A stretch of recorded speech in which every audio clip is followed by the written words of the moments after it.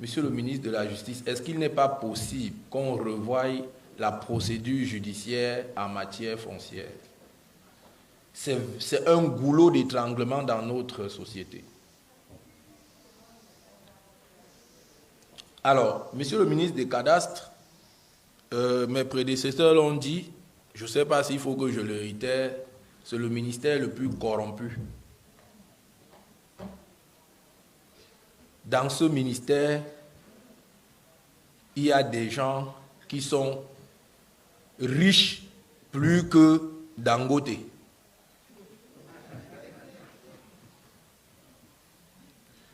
Monsieur le ministre, j'ai mené les investigations et j'ai les preuves. J'étais en train d'attendre lors du contrôle des membres de commission de finances pour les remettre. Combien coûte le certificat de propriété? Comment on l'obtient? Demandez à votre service de douane combien coûte le certificat de propriété en toute honnêteté.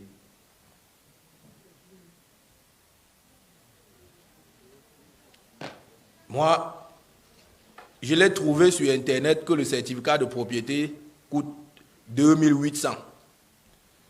Et ça faisait plus de 10 ans que je payais minimum 20 000 par certificat de propriété. Et lorsque je me suis rendu là-bas, quand j'ai fait l'effort d'être un petit député, la dame m'a dit que je signe au moins 200 certificats de propriété par jour. La différence de mon argent, 20 000 moins 2800. 17 000 et poussières qui n'entrent pas dans les caisses de l'État. Et curieusement, là-bas, monsieur le ministre, on ne donne pas l'original de reçu.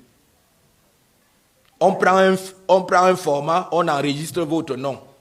Vous donnez l'argent en main. Je passe sur le cas du certificat le certificat de propriété. Et je pense, monsieur le ministre, vous connaissez. Pour le titre foncier, monsieur le ministre, là-bas c'est grave.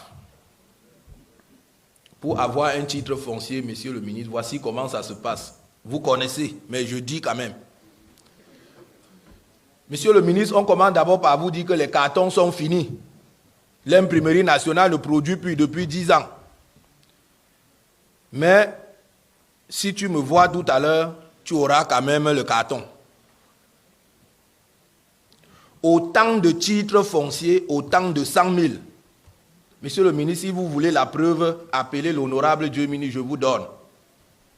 Je vous dis que voici tel collègue, il a pris tel montant à X. La personne est là. Moi-même, j'en ai donné. Si vous voulez changer, monsieur le ministre, appelez-moi, je vous donne la preuve exacte. Puisque nous ne parlons pas, moi je ne veux pas tenir le discours estimatif.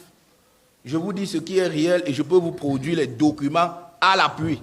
Et la personne qui a reçu, il est en fonction et il est même plus gradé. Monsieur le ministre, je ne sais pas si dans cette République, il est permis à un agent de cadastre de venir sceller.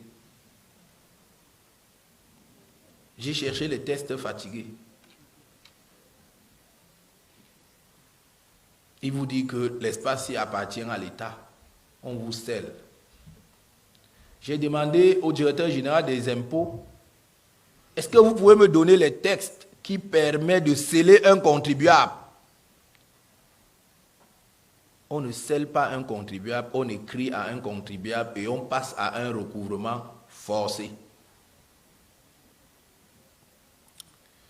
Alors, monsieur le ministre, comme vous l'aviez constaté, je vous ai dit que nous avions une entreprise, je ne sais pas si une entité qui est un bébé d'or. Je ne sais pas si vous avez pris une minute de regarder ce que fait le Crédit Foncier. C'est la seule institution qui prétend donner aux derniers Camerounais un espace. C'est la seule, monsieur le ministre. Le reste, c'est la mafia. Cette institution, à ce jour, ne peut plus avancer parce que tous les titres fonciers du Cameroun est greffé d'hypothèques, même par complicité. Alors, Monsieur le ministre, lorsqu'on est dans un environnement hautement corrompu, avec des hommes qui ne peuvent pas changer, quelle qu'en soit la caméra que vous allez mettre sur leur tête, ils vont inviter le client même chez eux à la maison. Il y a une seule chose à faire, Monsieur le ministre. J'ai vadoué tous les couloirs du service foncier du littoral. Je n'ai pas vu une seule note de Monsieur le ministre qui indique la procédure, le prix qu'on paye pour avoir un titre de propriété ou un certificat de propriété. Et en un petit juriste, j'assimile ceci à la complicité pure et simple de la plus haute personnalité du domaine. Je vais conclure, Monsieur le Président, vous ne m'aviez pas alerté tôt. Oui, je conclue, Monsieur le Président.